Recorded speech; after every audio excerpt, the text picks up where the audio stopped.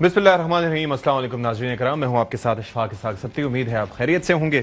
आज बड़ा इंपॉर्टेंट दिन इस एतबार से है कि अमरीकी सदर की जानिब से एक तो आपने देखा होगा कि मुस्लिम रहनुमाओं को गज़ा और मशरिक़ वस्ता के लिए क़याम अमन के लिए 21 निकाती मनसूबा पेश किया गया है। अब ये मनसूबा क्या होगा, ज़ाहिर है इस पर मज़ीद भी डेलिब्रेशंस होंगी। असल चीज़ ये है इसराइली जारियत का खात्मा, इसराइल का इनखला और ख़ास तौर पर गज़ा की बहाली और दो रियासती हल जो हमेशा से तजवीज़ किया जा रहा था उसके अंदर सरहदें क्या होंगी, बाउंड्रीज क्या होंगी, किस तरीके से उसको देखा जाएगा, ये एक चीज़ बड़ी इंपॉर्टेंट है।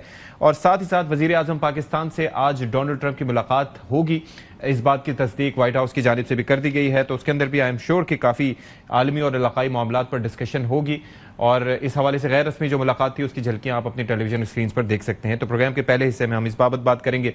आगे हम थोड़ा सा दहशतगर्दी से मुताल्लिक जिस तरीके से हुकूमत की पॉलिसी, वफाकी हुकूमत तो इस पर फोकस्ड है, अफवाज पाकिस्तान कुर्बानियां दे रही हैं, लेकिन क्या सूबाई हुकूमतें उस तरह से ऑन बोर्ड हैं या उनकी सोच क्या है और इस मामले में यकसा पॉलिसी ना होना के नुकसानात क्या हैं, और अगर फौज कार्रवाई करती है और सिविल इंतजामिया वहां पर उस तरीके से अपना अमल दखल नहीं दे पाती तो उसका नुकसानात क्या होते हैं, इस पर भी हम बात करेंगे। और साथ ही साथ तहरीक इंसाफ की सोच इस वक्त क्या है, तहरीक इंसाफ के अंदर इख्तलाफात कहाँ तक पहुंचे हैं और जो तहरीक की बातें होती थी या बाकी मामलात पर डिस्कशन होते थे, तो उस हवाले से भी आज के प्रोग्राम में हम बात करेंगे।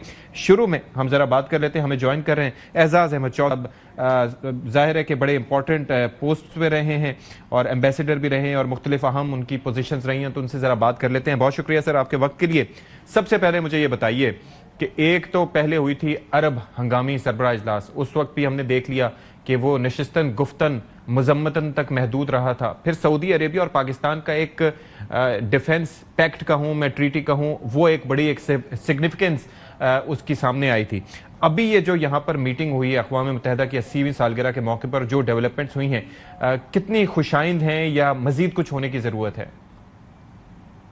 बहुत खुशाइंद डेवलपमेंट इन दी सेंस कि भाई पाकिस्तान के हवाले से तो 2025 का साल बड़ा अच्छा गुजरा है अभी तक, और उसकी सारी वजह एक ही है कि एक बहुत बड़ा कड़ा इम्तिहान था पाकिस्तान पे कि हिंदुस्तान ने इतनी बड़ी जारहियत की थी और पाकिस्तान ने ये साबित कर दिया कि वो अपना दिफा करना जानते हैं, जबकि इसराइल की पूरी हमायत शामिल थी हिंदुस्तान को। तो उसके बाद से पाकिस्तान पर दुनिया का एतमाद बढ़ा है, अमेरिका का एतमाद आया, फिर सऊदी अरब का आया, ईरान भी उस पर खुश है, चीन भी खुश है। तो हमारे लिए एक बहुत ही जबरदस्त मौका हो गया। अब न्यूयॉर्क में इस वक्त पहले जो एक्टिविटी हुई और अब वाशिंगटन में होने जा रही है, उसमें भी आपने देखा कि पाकिस्तान की राय को एहतराम से देखा जा रहा है, और उसकी सिर्फ और सिर्फ वजह यही है कि पाकिस्तान ने अब साबित किया है कि वो कुछ कर सकता है, एक किरदार अदा कर सकता है। तो अब ये सबसे बड़ी चीज है। जी। और अब जो उनसे सदर ट्रंप से जो उनकी मुलाकात होगी, मेरे ख्याल में उसमें कुछ तो रवायती नुक्ते हैं हमारे जो हम उठाएंगे। एक तो ये कि हम उनका शुक्रिया अदा करेंगे कि आपने वो किरदार अदा किया, फिर हम कहेंगे, याद कराएंगे कि आपने कश्मीर के मामले में कहा था कि मसला हल कराएंगे, जरा थोड़ी कोशिश की थी, भारत पे दबाव डाले। फिर मेरे ख्याल में उनसे ये गाजा के लिए पाकिस्तान की, आपको पता है, फलस्तीनियों के साथ हमेशा से वो रही है, कभी भी ऐसा मौका नहीं है कि पाकिस्तान ने कोई पीछे हटे हूं। तो अब तो अरब मुल्कों के साथ कोऑर्डिनेट करके भी हम भी अपना वजन बीच में डाल रहे हैं कि जब तक दो रियासती हल नहीं होता कोई फायदा नहीं होगा, कोई चीज नहीं होगी। और आपने सही कहा कि वो जब बहुत बड़ा ग्रुप हो जाए, सारे मुसलमान मुल्क इकट्ठे हो जाए, अरब मुल्क इकट्ठे हो जाए, तो कुछ भी नहीं होता। तो ये स्मॉलर ग्रुपिंग में, जो स्मॉलर सेटिंग में शायद बेहतर हो सके। और वो नुकते 2-3, लेकिन एक और चीज भी है कि उसके अंदर विल की भी जरूरत होती है।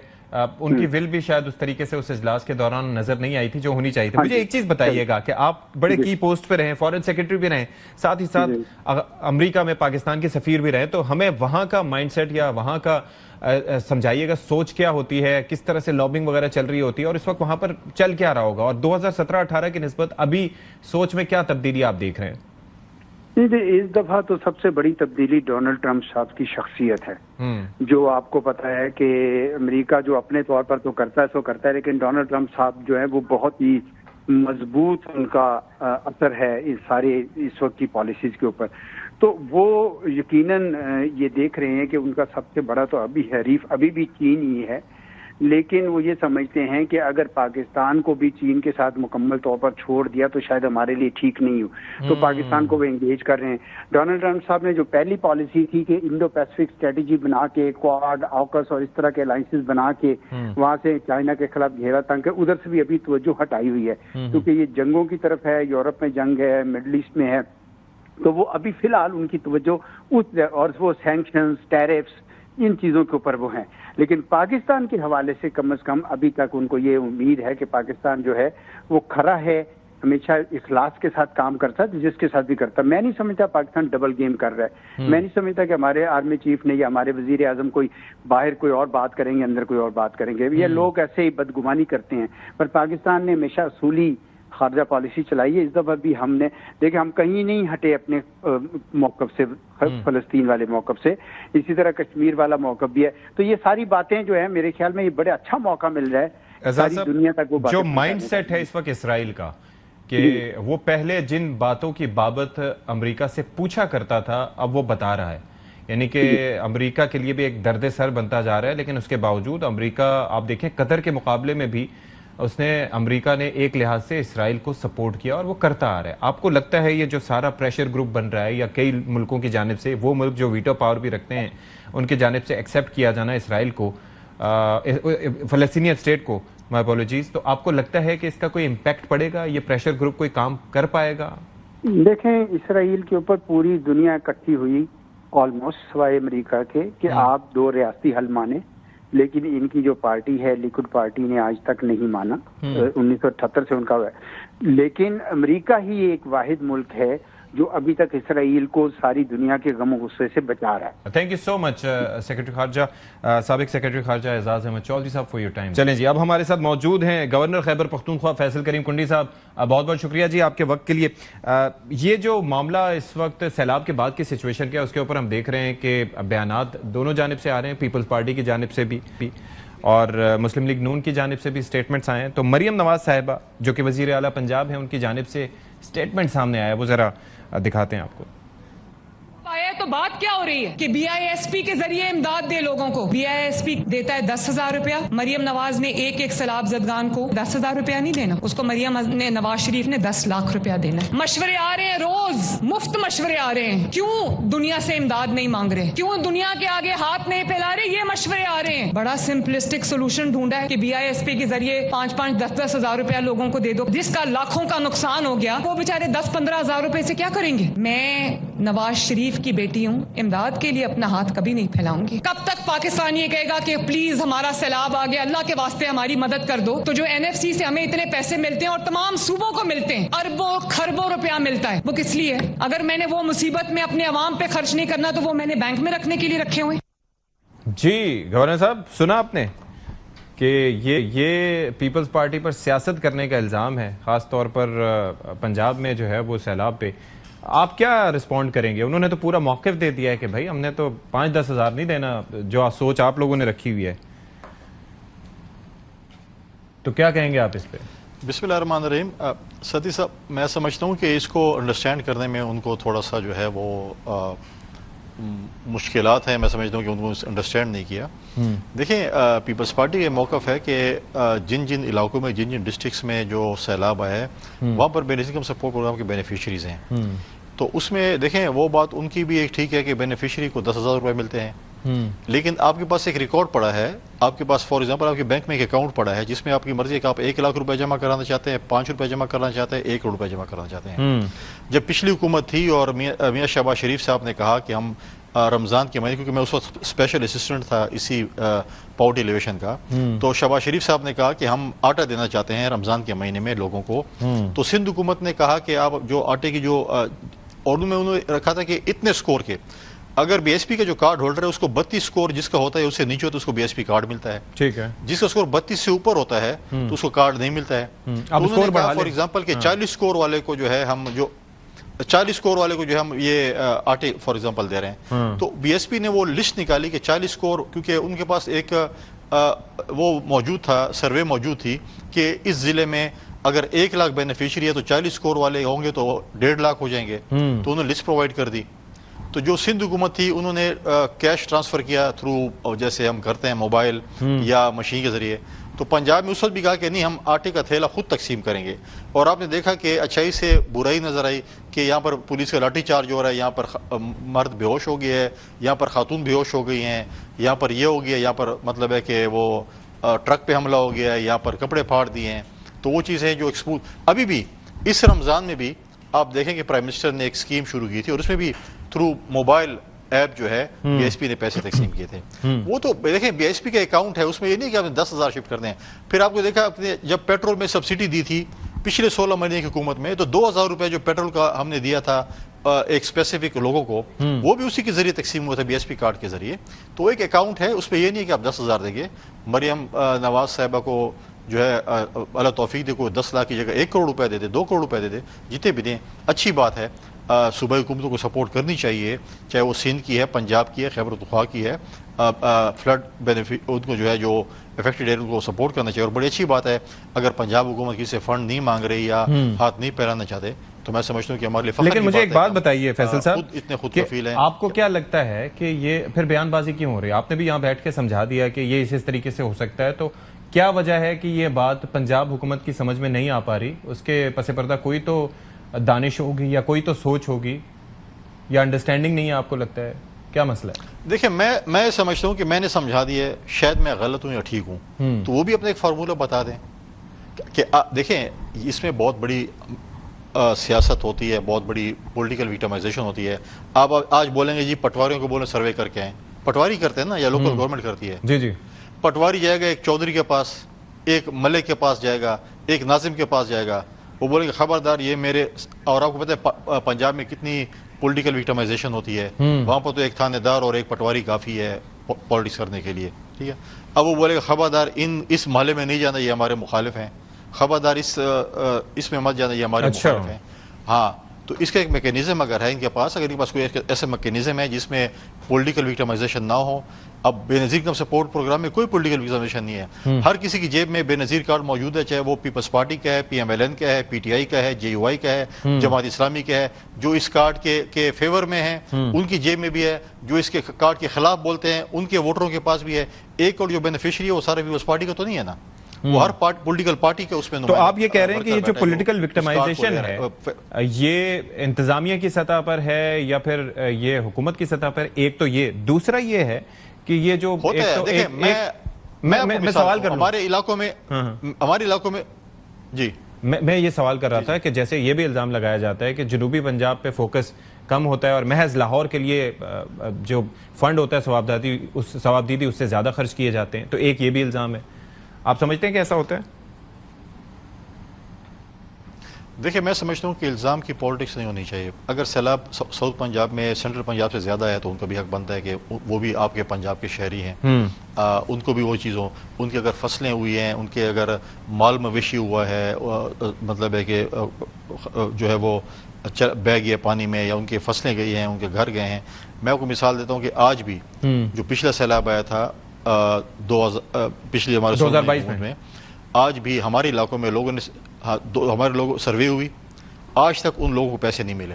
میں ابھی گیا تھا جب پرائم منسٹر صاحب نے جب ہمارے 20 لاکھ روپے ان فیملیز کو ہم دے رہے تھے جو کہ 10-12 لوگ فوت ہو چکے تھے, سیلاب میں نہیں تھے بلکہ وہ اس میں آندھی آئی تھی, طوفان آیا تھا, اس میں وہ تھے.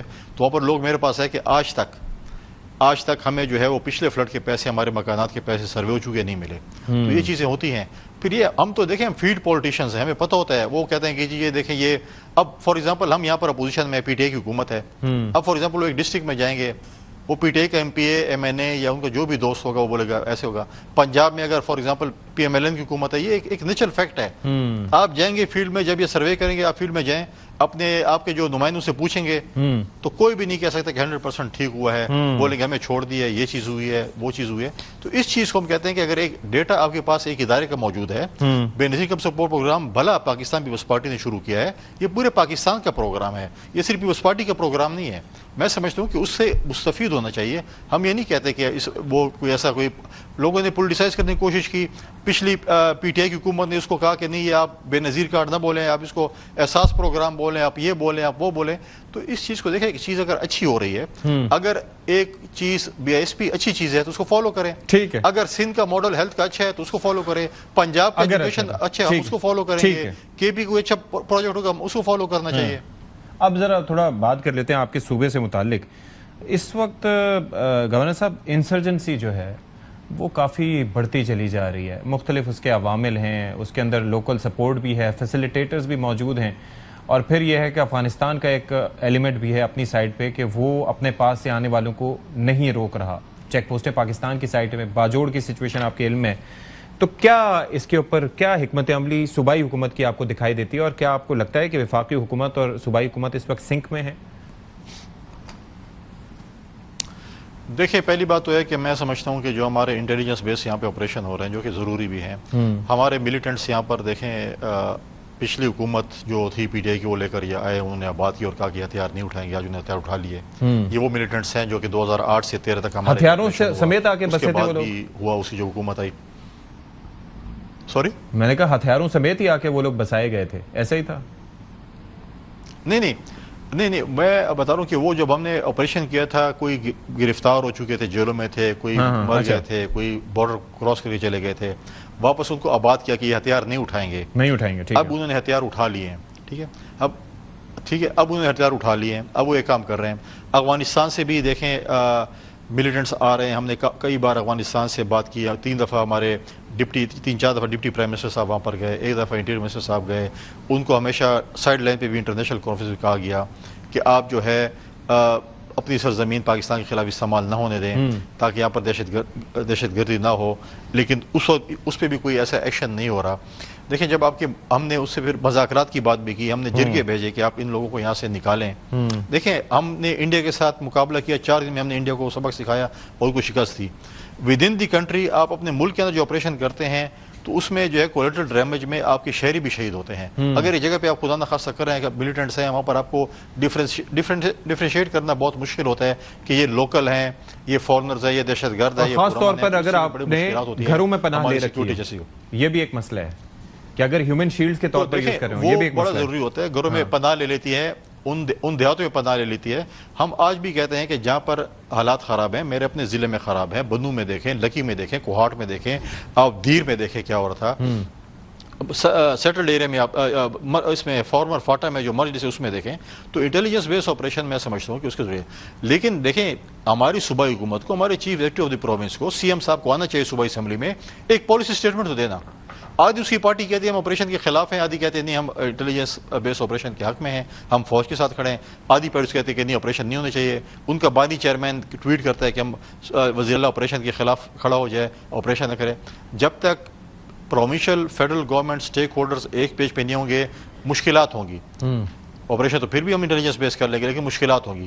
چاہیے کہ اپنے کلیئر سٹانس سی ایم صاحب آئے اسمبلی میں دیں کہ میرے یہ لائن آف ایکشن اور میں اس چیز پہ کھڑا ہوں. تو فیصل صاحب مجھے ایک بات بتائیے, آپ گورنر ہیں لیکن مجھے یہ بتائیے کہ اب تک جیسے کہ آپ نے خود بتایا کہ افغانستان کو میسج بھی دیا گیا, ان سے بات بھی کی گئی, اس سے پہلے جرگے بھی کیے گئے جو کہ کامیاب نہیں ہوئے, یہ سارا کچھ ہو چکا ہے, پھر بھی یہ جو اگر آپ کہتے ہیں کہ پی ٹی آئی کی بھی اپروچ اور سوچ ڈیوائیڈڈ ہے, اس کی وجہ کیا ہے کہ اب تک یہ یقین کیوں نہیں آ پایا کہ جو مذاکرات ناکام ہوئے ہیں اس کے بعد مذاکرات کی اب کوئی آپشن نہیں بچا, وہ خود مذاکرات کرنا چاہتے ہیں حالانکہ ان کا مینڈیٹ نہیں ہے, تو یہ مقصد کیا دکھائی دیتا ہے آپ کو اس کا؟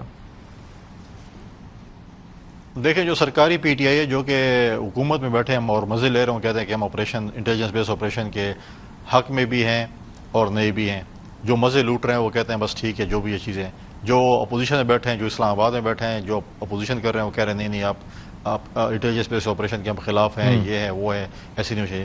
لہٰذا میں سمجھتا ہوں کہ ایک پالیسی آنی چاہیے ہمارے صوبے میں. اس وقت اب نعمان کی صورتحال میں آپ دیکھیں روز فوج کے نوجوان شہید ہو رہے ہیں, پولیس کے نوجوان شہید ہو رہے ہیں, سرکاری ملازمین کو اغوا برائے تاوان کے ذریعے مطلب اٹھا لیا جاتا ہے, وہ ہے. اور آپ کی یہاں پر حکومت ہے, تو وہ لوگ جو ہے کیونکہ انہوں نے پچھلے حکومت میں ان لوگوں کو یہاں پر بسایا تھا, اب یہ نہیں سمجھتے کہ ہم ان کے لیے کیا کریں. جب وہ باہر آتے ہیں, باہر بات کرتے ہیں, لوگوں میں جاتے ہیں, اور جب وہ دیکھتے ہیں کہ سینٹیمنٹ ہے کہ یہ آپریشن نہیں ہونا چاہیے انٹیلیجنس بیس, کہتے ہیں ہم آپ کے ساتھ ہیں. اور جب دیکھتے ہیں حالات دیکھتے ہیں روزانہ کی بیس پہ ہم فوج کی شہادت دے رہی ہے، ایف سی شہادت دے رہی ہے، پولیس شہادت دے رہی ہے، تو اس پہ بھی کہتا ہے کہ نہیں ہم آپ کے ساتھ ہیں. لہٰذا میں سمجھتا ہوں کہ کلیئر پالیسی اس وقت ہوگی جب صوبائی اسمبلی میں سی ایم کھڑا ہوگا اور وہ بولے گا کہ میری حکومت کی یہ پالیسی ہے اور آپ کو فالو کرنا پڑے گا. اور اس کے بعد جو مخالفت کرے، لیکن میں سمجھتا ہوں کہ اس کی پالیسی جو ہے آنی چاہیے کہ آیا وہ ریاست کے ساتھ ہے، انٹیلیجنس بیس آپریشن کو سپورٹ کر رہا ہے، اس صوبے کے میں امن چاہتا ہے کہ نہیں چاہتا ہے.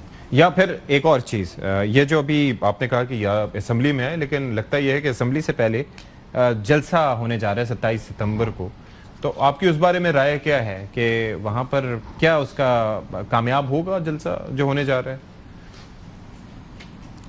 سرکاری جلسہ ہمیشہ کامیاب ہوتا ہے. پشاور میں کر رہے ہیں، ان کی اپنی حکومت ہے، ڈی سی اور ہمارے ریونیو ڈپارٹمنٹ لگے ہوئے ہیں، گاڑیاں جو ہے وہ کرائے پہ لے رہے ہیں اور بھیجیں گے، ان لوگوں کو خوراک بھی دیں گے، ساتھ ٹفن باکس بھی دیں گے کہ آپ جائیں اور جلسے میں جو ہے نا وہ پشاور گھوم پھر کر آ جائیں.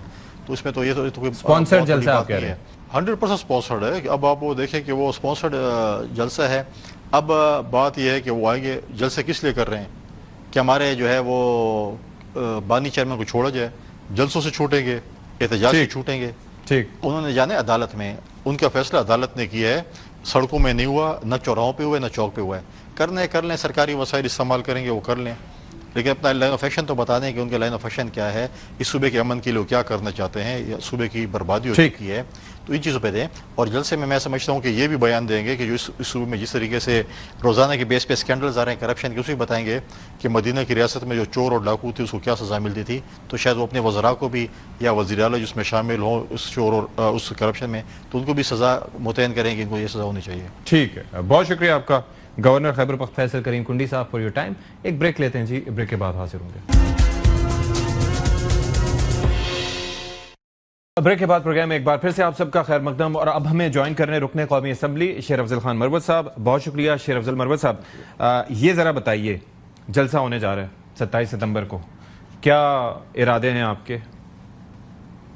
بس 5 اگست کی طرح یہ بھی کامیاب ہونے کے امکانات رکھتا ہے. یعنی کہ وہ تو نہیں ہوا تھا کامیاب 5 اگست میں اور آج کی تاریخ میں کیا ایسی کمپین ہوئی، کیا ایسا تغیر ہوا، تبدیلیاں ہوئی کہ 5 اگست کا تو کامیاب نہیں ہو سکا، ماں سوائے اس کے کہ یہ ساللی علی امین خان کی ذمہ داری میں دی گئی ہے، اور وہ بے شک اپنے تئیں جو مکمل زور لگا رہا ہے، لیکن ان سب کا فوکس ہے پی ٹی آئی کا ورکر. پی ٹی آئی کا ورکر جو ہیں وہ تو زیادہ آ جائیں تو 50,000 آ جائیں، اگر بہت زیادہ محنت کر لی تو 1 لاکھ آ جائیں، لیکن 1 لاکھ لوگ اگر بالفرض آ بھی جاتے ہیں تو کیا یہ کامیاب جلسہ ہوگا جب حکومت آپ کی ہو؟ حکومت آپ کی ہو، کیونکہ گورنر صاحب تھے وہ کہہ رہے تھے کہ جی حکومت ڈی سی بھی لگے ہوئے ہیں، سارے لگے ہوئے ہیں، اور M P H M N S کی فرائض اور ڈیوٹیاں لگی ہیں. پھر پی ٹی آئی خود جو ہے بہت بڑا وجود رکھتی ہے کے پی میں، ظاہر ہے. تو یہ تمام چیزوں کو اگر سامنے رکھا جائے تو اگر 4 یا زیادہ سے زیادہ کم سے کم 3 لاکھ سے کم لوگ اگر آ گئے تو میں اس جلسے کو کامیاب نہیں کہہ سکتا ہوں. اور مجھے یہ نظر آ رہا ہے، دیکھیں انہوں نے سب کچھ کر دیا، ماں سوائے علی امین خان کی کسی نے ویڈیو ہی نہیں بنائی ہے، موٹیویشن ہے ہی نہیں ہے. عام پاکستانی کو کہا ہی نہیں گیا ہے کہ آپ کا آنا کیوں ضروری ہے. مجھے یہ بتائیے کہ اس سے پہلے 5 اگست اور پھر 14 اگست والے جو ایونٹس ہوئے تھے، آپ نے اس وقت کہا تھا کہ میں ملک سے باہر ہوں، ایسا ہی تھا؟ ابھی تو آپ ملک میں ہیں، آپ جائیں گے؟ مجھے نہ کسی نے دعوت دی ہے اور نہ میں بن بلائے جانا پسند کرتا ہوں.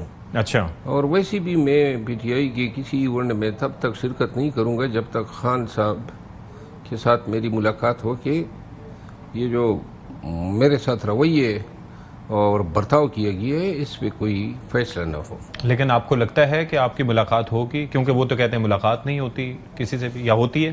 نہیں، ملاقات تو دیکھیں میں اگر کرنا چاہتا تو توشہ خانہ کیس میں نہیں نہ صحیح، لیکن یہ 9 مئی کے کیسز میں کسی کا بھی وکیل بن کے میں جا سکتا تھا نا. لیکن میں زبردستی اپنا آپ کو تھوپنے والا آدمی نہیں ہوں. دیکھیں مجھے نکالے جانے کے بعد پارٹی بتدریج کمزور ہوئی ہے، اور اب تو احتجاج کی بات ہی ختم ہو گئی ہے، احتجاج کا بیان ہی یہی چھوڑ دیا ہے. اور اگر آپ دیکھیں صحیح معنوں میں تو پارٹی روبہ زوال ہے، اور یہ زوال بڑی تیزی سے جاری ہیں، باوجود اس کے کہ خان اپنے یہ پاکستان کی 76 سالہ تاریخ میں سب سے مقبول ترین لیڈر ہیں، این اسی وقت پارٹی جو مقبول ترین پارٹی اپنے غلط فیصلوں کی وجہ سے زوال پذیر ہو چکی ہیں، پارلیمان میں ہماری تعداد گھٹ گئی ہے، ہمارے تمام فیصلے نہیں تو آپ کہہ رہے ہیں کہ غلط فیصلے، پارٹی اپنے غلط فیصلے، لیکن he is the boss, he is the one calling the shots, ایسا ٹھیک ہے نہیں؟ نا، وہ ٹھیک ہے، لیکن دیکھیں یہ جو شارٹس وہ کال کر رہے ہیں اس کے لیے فیڈ بیک کوئی لوگ دیتے ہیں نا. اگر آپ دیکھیں گزشتہ فروری سے یعنی اس سال کی فروری سے لے کر آج تک ملاقاتیں وہی 4-5-6 لوگ کر رہے ہیں، کوئی نیا آدمی نہیں گیا ہے، تو لہذا ایک مخصوص فکر والے لوگ یا سوچ والے لوگ جاتے ہیں، وہ ایک ہی نیریٹو پریزنٹ کرتے ہیں، وہ جو چاہتے ہیں وہی اسی نقطہ نظر سے پیش کر دیا جاتا ہے اور نتیجتاً وہی فیصلے صادر ہو جاتے ہیں. اس میں آپ خان کو دوشی نہیں ٹھہرا سکتے. اچھا، 2 چیزیں ہیں، ایک تو یہ ہے کہ ان سے ملنے کا اختیار تو بانی کا ہے، اور ایک شخص جو کہ پاکستان کا وزیر اعظم رہا ہو اور مطلب یہ کہ ظاہر ہے کہ بڑا ایکسپوجر دیکھا ہو، تو ان کو مردم شناسی تو ہونی چاہیے. دیکھیے یہ سوال مردم شناسی کا تو نہیں بنتا ہے، کیونکہ مردم شناسی کا جو ہنر ہے یہ ایک مت ہے. اچھا، یہ ایک مت ہے، اور آپ گھر میں آپ کے سامنے پلا بڑا بیٹا یا بہن یا بھائی، اس کو بھی آپ شناخت نہیں کر پاتے ہیں. وقت کسی کے چہرے سے کیا کیا نقابیں اتارتا ہے یہ سخت حالات بتاتے ہیں. تو لہذا مردم شناسی جو ہیں وہ ایسا کوئی علم ہے ہی نہیں، ماں سوائے اس کے کہ عام حالات ہو تو آپ جو ہے ایک پرسیپشن رکھتے ہیں، لیکن جب حالات آپ کے لیے آپ کے برعکس ہو، آپ کے مخالفانہ ہو، تو تب آپ کو علم ہوتا ہے کہ کون کہاں پہ کھڑا ہے، کس کے ساتھ کھڑا ہے. اب ذرا یہ بتائیں کہ آپ ایک تو جب واپس آئے تھے تو اس وقت آپ کی ملاقاتیں ہوئیں تو ہمیں یہ امپریشن ملا کہ شاید آپ کی واپسی کی راہ ہموار ہو رہی ہو. کچھ لوگوں نے کوشش کی، ایک تو اس کا کیا ہوا آگے میں وہ جاننا چاہوں گا. دوسرا یہ ہے کہ علی امین گنڈاپور کے بارے میں آپ بڑی اچھی رائے رکھتے ہیں، لیکن اور وہ اس وقت یہ جو جلسہ ہونے جا رہا ہے اس کے اسپانسر ایک لحاظ سے وہی ہیں، وزیر اعلیٰ بھی ہیں. پھر یہ اگر وہ آپ کو بلاتے ہیں، کیا انہوں نے آپ کو خود سے نہیں بلایا؟ اور اگر بلاتے ہیں تو کیا آپ جائیں گے؟ میں ایک بات دعوے سے کہتا ہوں کہ اگر میں اس جلسے میں جاتا تو اس جلسے کی تعداد 4 گنا زیادہ ہوتی. اچھا، آپ کو لگتا ہے آپ کی مقبولیت اتنی ہے؟ قبولیت یا مقبولیت کی بات نہیں کر رہا ہوں، لیکن مجھے یہ ایک ایکسپرٹیز حاصل ہو گئی پی ٹی آئی کے تو فیل کہ لوگوں کو کس طرح باہر نکالا جاتا ہے، زیادہ تعداد کس طرح حاصل کی جا سکتی ہے، اسٹریٹجی کیا بنانی ہوتی ہے، موٹیویشن کس طرح دینی ہے، اور کوارڈینیشن کس طرح کرنی ہے. یہ سارے میں نے 70 جلسے کیے، اور یہ 70 جلسوں میں سے جو سب سے چھوٹا جلسہ بھی ہم نے کیا نا، وہ بھی 8 فروری کے بعد ان سب کے باہر نکلنے کے بعد ہم نے وہ اتنا جلسہ کوئی آج تک نہیں کر سکا. اور تو مجھے ذرا یہ بتائیں کہ 5 اگست کو اس سے پہلے آپ کی ہم سے بات ہوئی، جب آپ امریکہ میں تھے تب بھی بات ہوئی، آپ نے یہ کہا تھا کہ یہ جو سٹرکچر ہے تنظیمی لحاظ سے وہ بڑا ناقص ہے، کافی ایسے ہوتے ہیں جہاں پر لوگ نہیں ہیں، یہ وہ لوگ ہیں جو لوگوں کو موٹیویٹ کرتے ہیں. پھر سینٹ الیکشنز ہوئے، اس میں جس طریقے سے ورکرز کو نظر انداز کر کے ٹکٹ دیے گئے، وہ بھی ایک، اور 6-3 کا یا اس طریقے کا جو 6-5 کا فارمولہ آیا اس نے بھی بڑا نقصان پہنچایا. تو کیا آپ کی جو بات تھی یا گزارشات تھیں یا یہ جو ریئلائزیشن آپ کے پاس ہے یہ کسی اور کے پاس نہیں تھی؟ نہیں، یہ سب جو ہیں ڈسپلن کے کوڑے سے ڈر رہے ہیں. اچھا، سب کو علم ہے کیا ہو رہا ہے، سب کو پتہ ہے، زوال پذیر ہیں ہم، لیکن کوئی حق نہیں ادا کر رہا ہے. یہ بات میں نے پارلیمانی کمیٹی میں کہی. میں نے کہا جو ان لوگوں کے 25-30 سال 29 سال خان کے ساتھ ہو گئے، میں نے کہا وہ کون سا وقت آئے گا جب آپ خان کو جا کے بتائیں گے کہ جی آپ کے ساتھ ہاتھ ہو رہا ہے، آپ کے ساتھ ظلم ہو رہا ہے. اور دیکھیے یہ آپ سے میں سوال کرتا ہوں نا، گزشتہ 1.5 سال میں ایک فیصلہ بتا دے جس کا کوئی اچھا نتیجہ آیا ہو، جو درست ہوا ہو. ایک فیصلہ کوئی بتا دے، چیلنج کر کے کہتا ہوں. तमाम फैसले गलत। मैं दूसरी मिसाल दे देता हूँ ना। दूसरी मिसाल हुई कि एक पार्टी है, उनके साथ पार्लियामेंट्री हमारा अलायंस हुआ कि इस पार्टी को हम ज्वाइन करेंगे इलेक्शन के बाद, ठीक है, तो ये हमारी रिजर्व सीटें बच जाती ना। ठीक है, तो अब ये नुकसान इन्फ्लिक्ट करने के लिए जरूरी था कि हम उस पार्टी में शामिल न होते। तो जाके खान साहब को मैंने कहा जी कि ये ड्रामा हो रहा है। मैंने कहा हम कोई मसलक तो तब्दील नहीं कर रहे हैं, हम अपनी सीटें बचा रहे हैं। तो ये फैसला कराया गया कि नहीं, इसमें शामिल अच्छा, नहीं। अब मुझे जरा ये बताइए कि इस वक्त जो सिचुएशन है उसमें पार्टी में जो कायमा कमेटियां थी पार्लियामेंट में, उससे तो निकल आए, ये भी एक सेनेट गलत में भी। फैसला है। तो या तो पार्लियामान से निकल आते या फिर कायमा कमेटियों की सरबराही से इस्तीफा देने का ये आधा कोई तीतर आधा देखिए, बटेर नहीं हुई, आधा तीतर बटेर वाली सूरत हाल भी नहीं है। देखिए, किसी चीज का कोई आप एक मकसद रखते हैं, हाँ, इससे इस्तीफा दे के क्या मकसद हासिल हुआ? ये वही इस्तीफे की तरफ गामजन है जो पहले इन्होंने असेंबली से और पंजाब और केपी हुकूमत में। आपको लगता है अगला स्टेप वही होगा? देखिए, अगर ये करेंगे तो वो ताबूत में आखिरी कील ठोंकेंगे।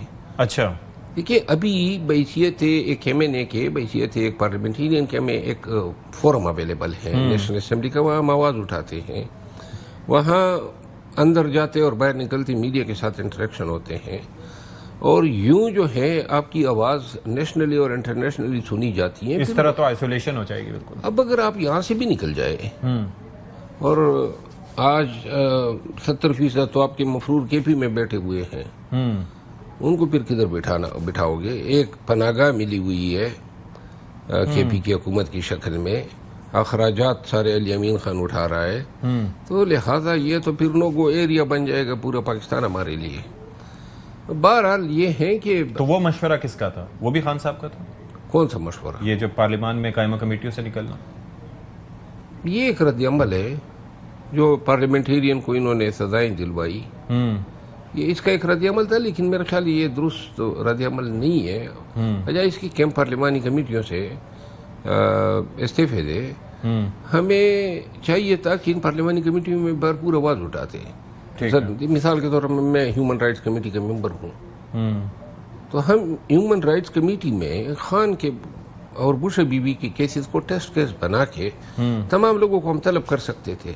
चेयरमैन जो हैं वो भी हमारी पार्टी का है, अहमद रजा साहब। हमने वो फोरम जो है तय किए। ह्यूमन राइट्स कमेटी पार्लियामान की बहुत मजबूत एक फोरम है। तो ये गलत डिसीजन था आपने कहा? डिसीजन गलत था, ऑब्वियसली, मैं हमेशा कहूँगा। अच्छा, अब जरा मुझे ये बताइए कि आजकल ये जो सोशल मीडिया पे अलगार चल रही है, आप उस पर काफ़ी आवाज़ उठाते हैं। अब उस पर यह है कि अली मोहम्मद खान साहब को भी निशाना बनाया जाता रहा, तो ये आपको लगता है कि एक तो ये जो रद्द अमल आता है, ये उधर ट्विटर पे या एक्स को देख के भी रद्द अमल आता है, या वहाँ पर से ये कनेक्शन क्या है? और ये सियाक़ो सबाक से हट के जो चीज़ें रिप्रेजेंट करने की बात होती है, तो फैसल चौधरी साहब तो इस पे कहते हैं कि जो कहा जाता है वही रिपोर्ट होता है, उन्होंने तो यही देखा है। आपकी सोच इस पे क्या है? नहीं, मेरा ख्याल नहीं है। फैसल चौधरी साहब को इसका सही इल्म शायद नहीं होगा, क्योंकि मैं तकरीबन 1.25 साल तक या लगभग 1.5 साल सबसे क्लोज रहा हूँ और ये तमाम चीज़ें मेरे सामने हुई हैं। पहली बात तो ये है कि सोशल मीडिया जो है वो भी वही कर रहा है जिससे पार्टी का नुकसान हो रहा है। ये जो एक से बनी हुई है ना एक कहावत सी कि जी पीटीआई की ताकत उसकी सोशल मीडिया है। पीटीआई की मौजूदा तबाही और बर्बादी की जिम्मेदार जो है सोशल मीडिया है। इस मीडिया ने पीटीआई को कहाँ पे खड़ा किया, और ये मीडिया है क्या? इस मीडिया में शहबाज गल साहब है, ठीक है ना जी? इसमें मैं उसको गल बोलता हूँ। अच्छा। क्योंकि उसने खान के मोबाइल चोरी किए थे। अच्छा। और फिर उस वक्त के डीजीआई फैज हमीद को दिए थे। अच्छा।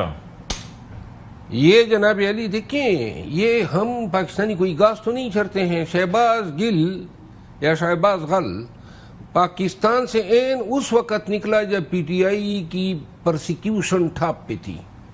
किस तरह निकला, किसकी मदद से निकला, क्यों निकाला गया? اور پھر وہ حضرت کیا کر رہے ہیں؟ علی امین خان کے پیچھے وہ پڑا ہے، علی محمد خان کا، یعنی بیرسٹر گور گزشتہ 1.5 سال سے یہ پارٹی کی لیڈرشپ کو مشکوک بنا رہا ہے. پارٹی کے اندرون راز کمیٹیوں میں سن کے اس کو پبلک کرنا اور پھر اس میں اپنا مطلب اینگل ڈال کے اس کو خبر بنانا. عمران ریاض کہتے ہیں میں ڈنکی روٹ سے چلا گیا، وہ بھائی ہم گھاس کھاتے ہیں. اچھا شہباز گل چلا گیا، عمران ریاض چلا گیا، مسقط گیا، بھی لاگے کرتا رہا. پہلے 2018 میں پی ٹی آئی کے دور میں دست راست تھا فیض حمید کا، اس نے اس کو اپنے گاؤں میں زمینیں دلائیں، استبل دلائے، گھر بنوا کے دیے اور ایک سکوٹر والے سے اس کو اربپتی بنایا. وہ جناب علی کہتے ہیں میں ڈنکی روٹ سے گیا اور یہ مسقط میں بھی لاگے کرتا رہا. ادھر کسی کو خیال نہیں آیا کہ اس کا صرف پاسپورٹ ہی لاک کر دے. پھر صابر شاکر ہیں، کسی کا بھی آپ نام لے. اور یہ سب کر کیا رہے ہیں وہاں؟ انہوں نے جناب ایک طرف سے ڈالر بھی کما رہے ہیں، دوسری طرف کیا کر رہے ہیں؟ آپ کے ہی چینل کے صحافی مرحوم شہید ارشد شریف کے بارے میں یہ کیا کہا کرتے تھے جب کہ یہ ہمارے پاس ایویڈنس ہے؟ یہ کبھی آپ نے ارشد شریف صاحب کا نام ان کے منہ سے بھی سنا ہے؟ یہ بات صحیح ہے. ٹھیک ہے. تھینک یو سو مچ شیر افضل خان مرور صاحب، بہت شکریہ جی آپ کے وقت کے لیے. یہاں پر ہم ایک بریک لیں گے، بریک کے بعد حاضر ہوں گے. Stay with us. بریک کے بعد پروگرام میں خیر مقدم. اور ناظرین کرام، بڑا امپورٹنٹ آج کا دن اس اعتبار سے ہے کہ وزیر اعظم پاکستان کی جو ملاقات ہوگی امریکی صدر سے، تو اس کے اندر کیا ڈسکشن ہوگی، اور خاص طور پر نہ صرف یہ کہ کشمیر کے مسئلے پر آئی ایم شیور کہ وزیر اعظم صاحب کو بات کرنی چاہیے کہ وہ اپنا رول پلے کریں. دوسرا یہ ہے کہ یہ جو 21 نکاتی منصوبہ ہے ہم کا، وہ کتنا امپورٹنس رکھتا ہے اور اس کے اندر کیا ایسے نکات ہیں جو قابل عمل ہیں، اس پر بھی بات ہونا ضروری ہے. دوسرا یہ ہے کہ اگر ہم پاکستانی سیاست کی بات کریں تو اس وقت فوکسڈ ہمیں رہنا چاہیے. ایک تو بیرونی خطرات ہیں جو ان سے، اور دوسرا یہ ہے کہ انٹرنل سیکیورٹی کو درپیش جو چیلنجز ہیں ان سے مل کر نبرد آزما ہونا بہت ضروری ہے. پروگرام سے فی الحال اتنا ہی. اشفاق ستی کو اجازت دیجیے. اللہ حافظ ناصر.